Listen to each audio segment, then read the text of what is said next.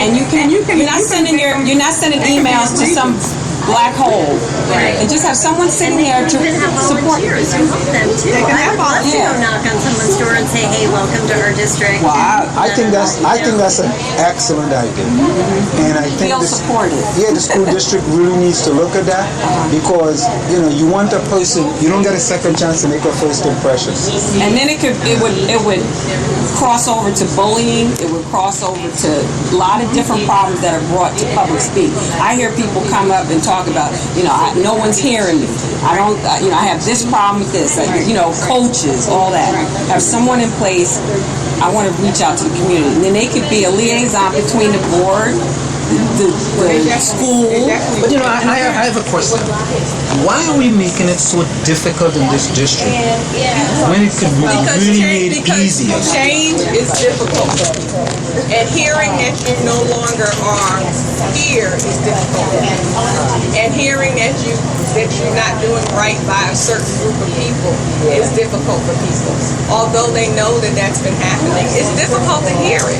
It's difficult to hear. So tonight, whatever people's expectation was, whatever people's expectations from me were or whatever, that's all well and good. But it's difficult for people to hear what the bottom line is, like the data, like to Ms. Wright's point. To me, that's hard to look at when I see that it's just like this. Every graph, it was like this. It was just. And as a person who's been living in this district for quite some time, those numbers you put up there, these numbers have been like that for over. Well, Mrs. Wright been here longer than I've been.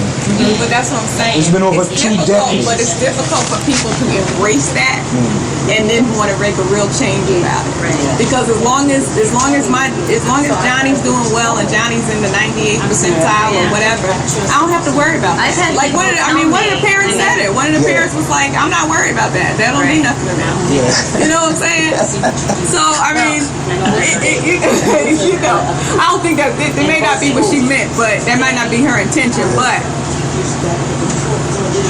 she didn't express it that way. But there were many in the room that felt that way. You know what I'm saying? That those numbers don't touch me in a way, because that's not my child, and that's why it came up. I was here to figure out how to get my child from level 3 to level 4, from level 4 to level 5, from middle school to high school, whatever. Because that doesn't really mean anything to me. Because there's a lot of people that don't feel that the OCR agreement is important. But also, the flyer didn't say you're going to come and hear what's happening with the achievement gap. Right. So, You're right. Maybe if it had, then, that's what I expected. So I was, The flyer. Yes, I agree with you. We changed 2 words from the flyer that the district put out last time. And the format was pretty much the same. Exactly the same. It just looks different. But it literally was like roadmap we said it was like to college, and we switched it to roadmap to middle school or to high school. And that was it. That was really none of the other I words. think what happened with the previous meeting is that first there was a communication sent out that said that Ms. Ramsey, who's the head of this project, which is coming from the civil rights complaint, and it actually said something like, the meeting is primarily intended for African American families. However, everybody's welcome, or something like that. Right. And so I think people were like, "Oh, that's that thing for that one." You know what I mean? And then this one was, this is for everybody, about how to help your child succeed in middle school and high school or whatever. Fully understand the confusion. We fully, I wanted to go to the first one, but I couldn't make fully it. understand that confusion. I was hoping this was going to be like that. All I wanted to say is that, honestly, we did not change. We changed literally 2 words. And the format tonight was pretty much the same. Same as the last high school that I presented. high school data. But I think that what both of these things want to sort of build as is something that people would want, both African American families and white families, obviously. Right. Well, that's all you hear. When you hear about achievement gap, the kids who are struggling are the African American kids.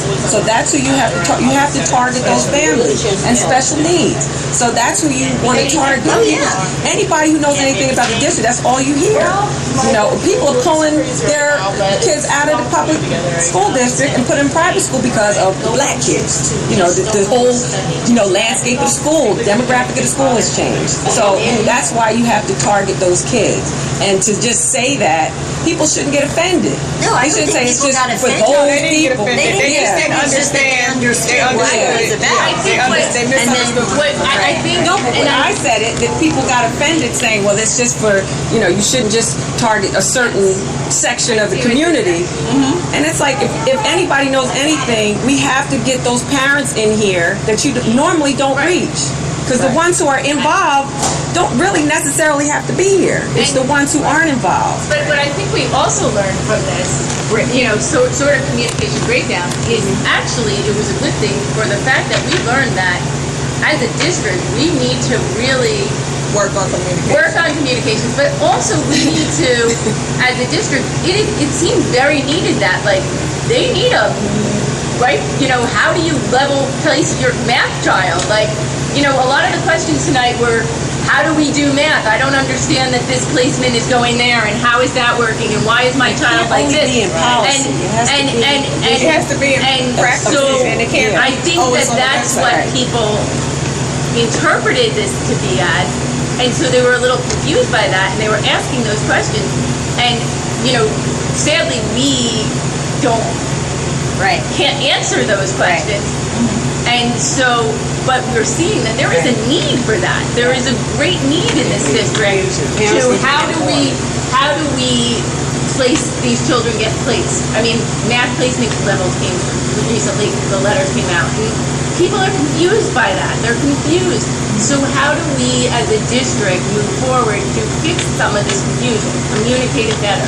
Because parents, I think, came tonight looking for those answers, which was not something we were fully expecting, because we were under the impression that it was more going to be what you guys have just talked about. So I think that now, looking back on it, that's something we're going to take, at least I will take away from this, is something that we need to look at as a suggestion. How do we improve this? How do we A lot of the make that better? communication from the district is very bureaucratic sounding. It's like, and sometimes it's cryptic. exactly, and it's like very there's no human being there, and But that's not how people. But let me say, I want to say something. We are live. We're just having a chat. This is live. This is live on here. South Orange Neighborhood Online Radio Experience in the village of Anselm and Marjorie. Nobody can call your name, but it's okay. But I think we need to have more of this, and I think, and I said this to Joanna, if we can have speak to the Board of Education on a weekly basis, not just the Board of Education meeting. For those parents who can't come, there's a lot of parents who are very busy. There might be a few parents on the train right now, coming from New York, And listening, working part-time job, working nights, working at time. Right now, yes, with 11, right now listening to this program, and they could get information from the program. So sometimes, if you can't go to the people, you can take the information to the people. It could be a parent in Washington, D.C. right now that may want to be here, but is also listening to the program on the South Orange Neighborhood Online Radio Experience. So to me, as from a communication perspective, you need to make this kind of broad so parents can then get involved. A parent may hear and say, you know what? Oh, my son is in college prep. I don't know what that is. When is the next meeting? I got to show up to this meeting now to get information on what exactly is college prep. So I think from a communication perspective, Joanna, right? Is she still here? Behind you. Oh, okay. Standing right there. I thank you all. But I tell you, Thelma, continue to do the great job that you're doing. Absolutely. You're really doing a fantastic job, and trying. in spite of the conditions, All right, we know you are trying your best to bring more transparency and accountability to the South Orange Local School District. So don't be bothered. And when you go home tonight, you can read the book by Norman Vincent Peale, The Power of Positive Thinking. Oh, absolutely. Or you can also read the book by Dr. David Schwartz, The Magic of Thinking Big.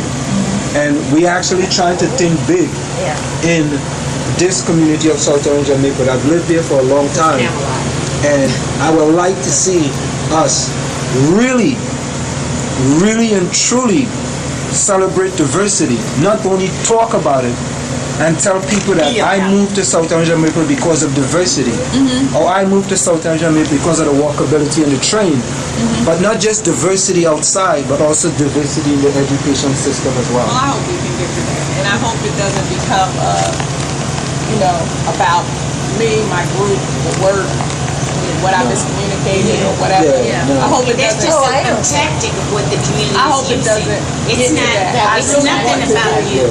That's just a tactic for tonight. But I hope it doesn't continue with that. I just want to get the information out. I want to share the information that I'm finding. It's alarming. The information is alarming. And that's what we really should be focused on. And I agree with you. I think that it's disheartening to some to hear the information, and what they want to hear is the good news. But if they don't understand where we are and what the structure we need to create for us to get from one place to a better place, is that they first have to recognize they can't camouflage and understand what the word focus means. Focus school, when you hear people speak of it, they go, oh, that means that we're focusing on improvement. No, focus school status means that the state can come in and take over. And in most districts, after 3 years on the focus list, they take over. We are in our 4th year, and we're still on that focus, and we can hear what coming on. Well, the reality is that if we knew how important it is and what it's about, parents would push a little harder to understand what it is. Yeah, and parents don't understand. And the communication that's there, not every parent has access to it, like Power School. Power School is powerful. Is that a parent can look at on the moment updates of what their kids perform. Edmodo allows the kid to talk to. If I'm a parent and I'm knowing this, I can say, move over, let me talk to you. Because you said that you had no homework tonight. Is your homework? These are tools that they need to, an average parent in the 6th grade said, I didn't know because they're on the train. Or because they couldn't make it back to school, or they couldn't get this information, or the kid didn't give them this information. Just like we do roll calls, they need to say, make sure you receive Power School, make sure you get Edmodo. All those things need to say over and over. And the privilege to have an existing network, they get to find out all of these things. For us, the underprivileged, we don't have a network, so we might not find out. We might not know their numbers. We might not know what's going on. And there has to be, the school has to be part of a place where we get information along with the privilege. Well, it's not just there outside, it's inside. I forgot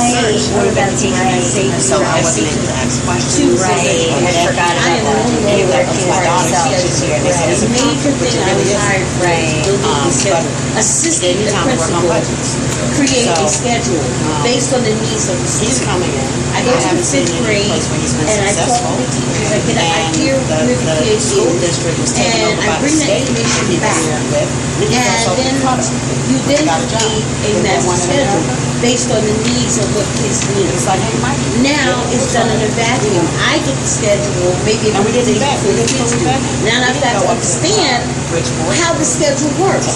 And if you know anything about scheduling, you can't put in the schedule and guess. Justices, the courts, Okay? You can't guess. So the kids that miss social studies this year, because they were in week 1A, who made the decision that they didn't do social studies, but in place of social studies, gave them the extra reading Okay, so I'm no longer empowered to help them. And how was that communicated to parents? It wasn't, because who communicated it to 10 years experience? You see, and then the parents just see it great. And then maybe they'll say, wait a minute, they're even getting great in social studies. And you say, like, how? It's because they're sitting in a class. What it is that they have 2 periods of social of 8 X, but half of that 1 8 that extra goes on